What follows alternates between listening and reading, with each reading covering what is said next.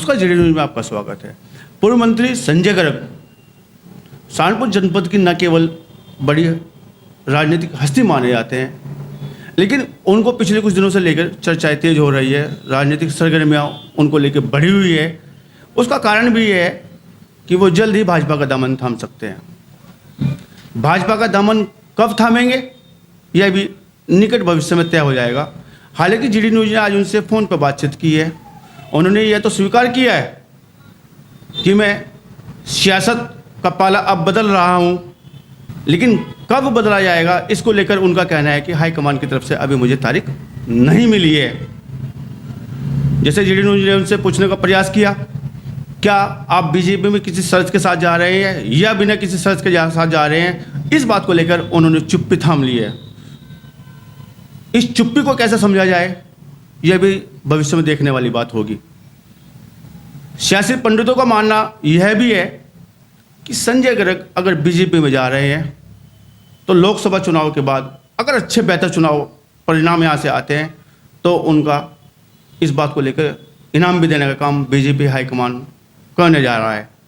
इसके अलावा अगर देखा जाए, संजय गर्ग वह हस्ती है जनपद सहारनपुर की जिन्होंने सबसे ज़्यादा वोट लेकर विधानसभा चुनाव हार गए थे।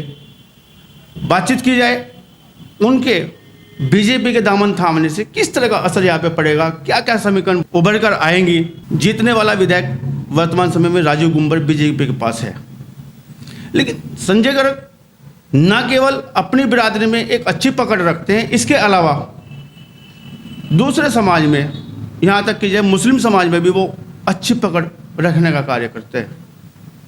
बीजेपी में आने से निश्चित रूप से पार्टी को यहाँ पे मजबूती मिलने का कार्य तो होगा ही, लेकिन बातचीत अगर विपक्ष की जाए, समाजवादी पार्टी की जाए, समाजवादी संस्थापक मुलायम सिंह के हमेशा करीबी रहने वाले, या यूँ कहा जाए समाजवादी पार्टी में रहते हुए हमेशा सम्मान पाने वाले संजय गर्ग के बीजेपी में चले जाने के बाद समाजवादी पार्टी को निश्चित रूप से गहरा आघात लगाने का कार्य होगा। अगर हम बात करें संजय गर्ग जहाँ एक हो जाए समाजवादी पार्टी को बड़ा झटका देने की स्थिति में आ रहे हैं, या यूँ कहा जाए सबसे बड़ा नुकसान ही समाजवादी पार्टी को उनका होने वाला है। लगातार सहारनपुर जनपद से वो चुनाव भी लड़े हैं, नगर के बड़े नेता माने जाते रहे हैं। रशीद मसूद साहब के वो शिक्षक रहे हैं, छात्र उनके रहे हैं, उनके साथ साथ राजनीतिक कहकारा भी उन्होंने सीखा है। इसके अलावा अगर हम बात करें अपने जीवन काल में, संजय गर्ग न केवल समाजवादी पार्टी में रहे हैं, इंडियन एकता पार्टी जो रशीद मसूद साहब की बनाई हुई पार्टी थी उसमें भी उन्होंने रह के चुनाव लड़ने का कार्य किया। न केवल लड़ने का कार्य किया बल्कि जीत भी हासिल की थी उस चुनाव में। उसके बाद आप बसपा की सरकार में समाजवादी पार्टी को अलविदा कहकर बसपा पार्टी उन्होंने ज्वाइन करने का कार्य किया था। उनके जीवन की तीसरी पार्टी थी। बसपा ने उन्हें राज्य मंत्री बनाने का कार्य किया था। बसपा से विधानसभा चुनाव में लड़े, लेकिन जमानत तक गंवा बैठे उस चुनाव में अपनी। उसके बाद वो 2017 में फिर से चुनाव लड़े, समाजवादी पार्टी के सिंबल पर चुनाव लड़े और उन्होंने न केवल जीत हासिल की बल्कि सहारनपुर के हदिल अजीज नेता बनकर विकास कार्य कराने का कार्य संजय गर्ग ने किया। 2022 का चुनाव समाजवादी पार्टी के मजबूत सिंबल पर लड़ने का उन्होंने कार्य किया। लगभग 1,35,000 वोट लेकर भी चुनाव हार गए थे।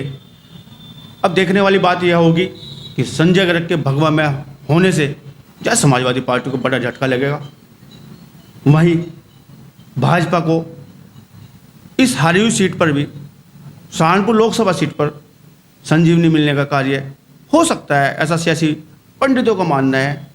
यह भविष्य के गर्भ में छिपा हुआ है कि संजय गर्ग को पाला बदलने से या बीजेपी में आ जाने से किस तरह का लाभ होगा या उनको किस तरह का सम्मान मिलने का कार्य होगा। हालांकि समाजवादी पार्टी में रहते हुए अभी हाल में उनको सपा व्यापार प्रकोष्ठ का अध्यक्ष पद से विजय नवाजने का कार्य अखिलेश यादव ने किया था। इसके अलावा भी उनको तमाम मान सम्मान समाजवादी पार्टी में मिलते रहे हैं। प्रवक्ता प्रदेश के समाजवादी पार्टी के रहे हैं वो, बीजेपी में आने के बाद उनका कद किस तरह का बढ़ने का कार्य होगा, यह देखने वाली बात होगी। इसको लेकर तमाम सियासी पंडित अभी से चर्चा करने में लगे हुए हैं। आज के लिए बस इतना ही। धन्यवाद। जीडी न्यूज़ की सभी वीडियोस देखने के लिए यूट्यूब पर सब्सक्राइब कीजिए जीडी न्यूज़ चैनल को और फेसबुक पर वीडियोस देखने के लिए जीडी न्यूज़ चैनल को लाइक और फॉलो करें। धन्यवाद।